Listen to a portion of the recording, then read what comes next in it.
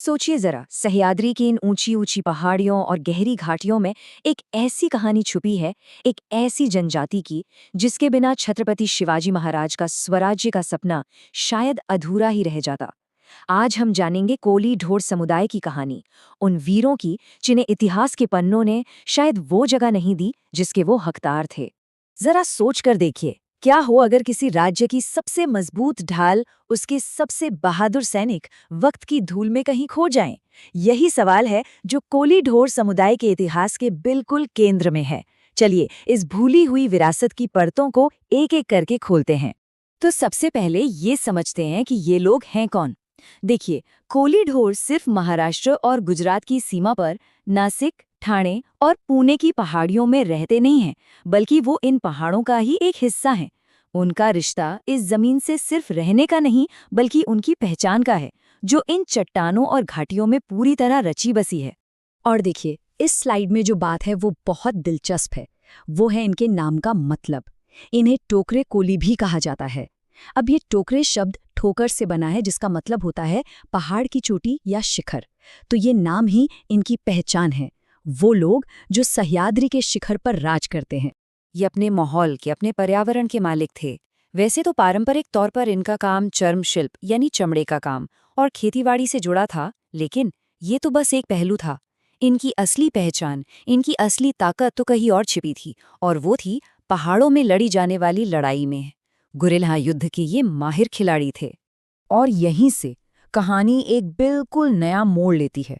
हम अब उस दौर में चल रहे हैं जब कोली ढोर समुदाय सिर्फ एक जनजाति नहीं था, बल्कि मराठा साम्राज्य की रीढ़ की हड्डी हुआ करता था। 17वीं सदी में जब छत्रपति शिवाजी महाराज ने स्वराज की बुनियाद रखी, तो कोली ढोर उनके सबसे भरोसेमंद सिपह सालार बन गए। सह्याद्री का चप्पा चप्पा मानो उनकी रगों में बसता था। वो ऐसी चोटियों से किलों पर नजर रखते थे जहां कोई सोच भी नहीं सकता, और पूरी की पूरी दुश्मन फौज को तंग पहाड़ी दरों में फंसाकर घुटने टेकने पर मजबूर कर देते थे। और हाँ, ये लड़ाई का जज्बा यहीं खत्म नहीं हुआ। 1857 में भी उन्होंने अंग्रेजों के खिलाफ यही गुरिल्ला रणनीति अपनाई और उनकी सप्लाई लाइनों को काटकर उनके हर कदम को मुश्किल बना दिया। ये जो एक वाक्य है ना, ये उनके योगदान की विशालता को पूरी तरह बयां करता है।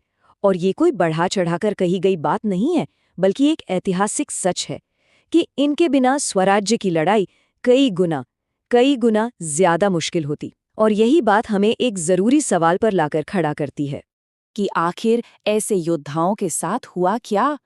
कैसे इतिहास ने इतना क्रूर मोड़ लिया? जो कल तक रक्षक थे, वे अचानक हाशिए पर धकेल दिए गए। यहाँ से कहानी में एक अंधेरा दौर शुरू होता है। वो दौर जब इनकी वीरता पर कलंक लगाने की कोशिश की गई और इनकी पहचान को ही दबाने की साजिश हुई। अंग्रेजों ने 1871 में एक कानून बनाया, क्रिमिनल ट्राइब्स एक्ट। ये कोई आम कानून नहीं था। ये एक हथियार था उन समुदायों को कुचलने का जिन्होंने उनकी हुकूमत के आगे झुकने से इनकार कर दिया था। और क्योंकि कोली ढोर ने 1857 में विद्रोह किया था, उन्हें सीधे सीधे इस कानून के तहत निशाना बनाया गया। इसका नतीजा बहुत विनाशकारी हुआ। आप सोचिए, रातों रात जो योद्धा थे उन्हें अपराधी घोषित कर दिया गया। उनकी वीर पहचान को मिटाने की पूरी कोशिश की गई, और साथ ही उनके पारंपरिक चर्म कार्य की वजह से उन्हें समाज में भेदभाव का भी सामना करना पड़ा। लेकिन इतनी मुश्किलों के बावजूद एक चीज थी जिसे कोई नहीं छीन सका, और वो थी उनकी संस्कृति, उनकी आत्मा। चलिए देखते हैं कि कैसे ये उनकी ताकत बनी रही। कोली ढोर समुदाय की संस्कृति प्रकृति से बहुत गहराई से जुड़ी हुई है। ये वाघदेव यानी बाघ देवता की पूजा करते हैं, जिन्हें ये जंगल में अपना रक्षक मानते हैं। इनके कुल देवता हिरवा देव हैं, जो हरियाली और समृद्धि के प्रतीक हैं। और इनकी होली तो पूरे भारत में सबसे अलग होती है, जिसमें गीत होते हैं, नृत्य होता है और मशालों का एक अद्भुत संगम देखने को मिलता है। समुदाय के एक बुजुर्ग का ये कहना उनकी जड़ों से जुड़े रहने की भावना को दिखाता है।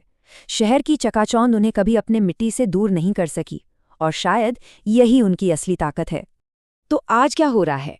आज कोली ढोर समुदाय अतीत के संघर्षों से आगे बढ़कर एक नई कहानी लिख रहा है। वे अपनी विरासत को भूले नहीं हैं, बल्कि उसे अपनी ताकत बनाकर भविष्य की ओर देख रहे हैं। आज की लड़ाई हथियारों से नहीं, बल्कि शिक्षा और जागरूकता से लड़ी जा रही है। वो अपने योद्धा इतिहास को सही पहचान दिलाने के लिए संघर्ष कर रहे हैं। आज उनके युवा इंजीनियर बन रहे हैं, ऑफिसर बन रहे हैं, और सबसे जरूरी बात, वे आधुनिकता और अपनी परंपराओं के बीच एक बहुत खूबसूरत संतुलन बना रहे हैं। और अंत में ये एक विचार है जो हमें सोचने पर मजबूर करता है। कोलीढोर समुदाय की कहानी हमें सिखाती है कि सच्चा सम्मान किसी के देने से नहीं मिलता, बल्कि अपनी विरासत को गर्व से याद रखने और उसे आगे बढ़ाने से बनता है। ये एक भूली हुई कहानी है जो आज फिर से अपनी आवाज बुलंद कर रही है।